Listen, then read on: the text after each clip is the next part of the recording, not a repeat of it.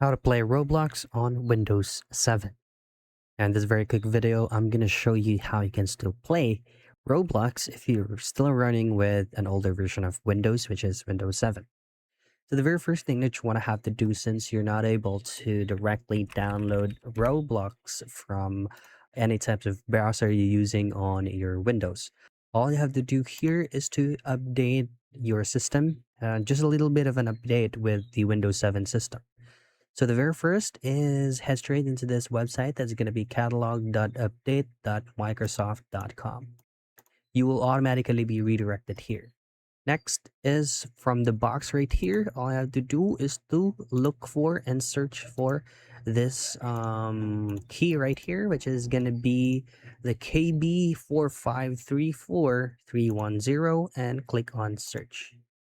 Once you click on search, you will automatically be provided with a lot of options right here. But since we're running with, or you're running with the Windows 7 Embedded Standard 7, all you have to do is to choose on the designated system that you have. So for you to know what type of system you're using, just go into your Windows icon and type in system info. And from the system type, you should be able to see that you're running with x64 or x86. So say you're running with x86.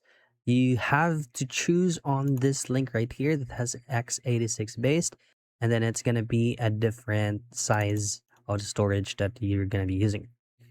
If you're running with 64, then download the 64. Run it smoothly and install this. Your system will automatically be updated, and you can now then be able to access Roblox. And that's it. That's how you play Roblox on Windows 7.